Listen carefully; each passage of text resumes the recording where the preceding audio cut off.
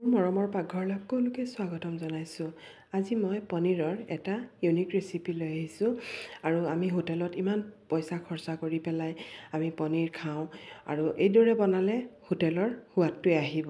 মই ইয়াৰ কাৰণে পিঁয়াজ লৈছোঁ, বিলাহী লৈছোঁ, আদা লৈছোঁ, নহৰু লৈছোঁ, শুকান জলকীয়া লৈছোঁ আৰু অলপ নিমখ দি দিছোঁ, তেতিয়া সোনকালে সিজি যাবগৈ।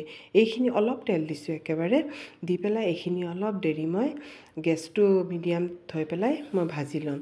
আৰু পনীৰখিনি লৈ লৈছোঁ, মই পনীৰ লৈ পেলাই ইয়াত অলপ নিমখ, জলকীয়াৰ গুড়ি, হালধিৰ গুড়ি দি পেলাই এইখিনি অলপ মই গোটেইখিনি ভালকৈ মিক্স কৰি অলপ দেৰি থৈ দিম। তেতিয়া মানে নিমখ আৰু হালধিখিনি গোটেইখিনি ভালকৈ পনীৰত সোমাই যাব।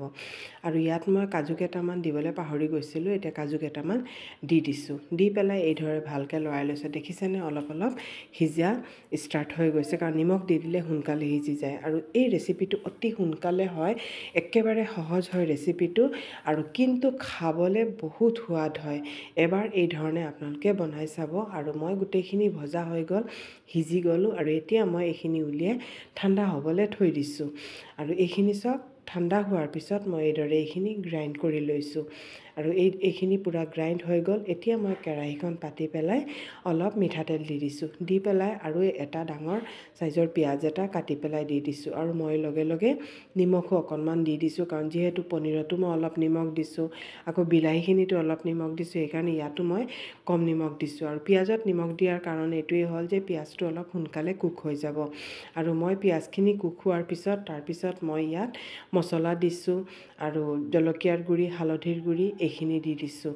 দি পেলাই আৰু মোৰ মছলা যিটো বনাইছোঁ, গোটেই মছলাখিনিত চব বস্তুৱে আছে, গৰম মছলাৰ পৰা গোটেইখিনি মছলা, এইখিনি মই ঘৰতে বনোৱা হয়, সেইকাৰণে মই গৰম মছলা ইয়াত ব্যৱহাৰ কৰা নাই, চব মছলাতে আছে মোৰ। আৰু যেতিয়া মছলাখিনি দি পেলাই অলপ দেৰি মই ভাজি ল'লোঁ, মছলাৰ গোন্ধটো যোৱালৈকে, তাৰপিছত মই ইয়াত এই গ্ৰেভিখিনি দি দিলোঁ। আৰু এই গ্ৰেভিখিনিত যিহেতু কাজু আছে, কাজু থাকিলে অলপ কেৰাহীত লাগি যায়, সেইকাৰণে এইটো অলপ ধ্যান ৰাখিব, কেৰাহীত মানে অলপ পিছে পিছে লৰাই থাকিব লাগিব। আৰু মই মিক্সাৰৰ বাতিটো ধুই অলপ আঁকোৱালি পেলাই এইখিনি দি দিছোঁ অলপ পানী। ইয়াত আৰু পানী অলপ ব্যৱহাৰ কৰিব লাগিব, কাৰণ অলপ শুকান যেন লাগিছে, আৰু পানী অলপ ব্যৱহাৰ কৰিম। তাৰপিছত মই ইয়াত অলপ তেজপাত দি দিছোঁ, আৰু মই ইয়াত পনীৰখিনিও ইয়াত দি দিছোঁ। উতল অৱশ্যে অহা নাই এতিয়ালৈকে, একেবাৰে মই পনীৰ দি দিছোঁ, তেতিয়া কি হ'ব, সিজিও যাব আৰু একেবাৰে সোনকালে, দেখিছে নহয়, একেবাৰে সোনকালে এই ৰেচিপিটো হৈ যায়, কিন্তু খাবলৈ বহুত টেষ্টি, বিশ্বাস কৰক বহুত টেষ্টি হয় খাবলৈ।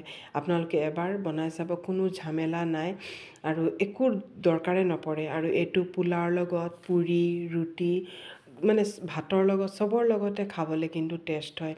এইটো চব বস্তুৰ লগতে খুব ভাল মিল খাই যায়।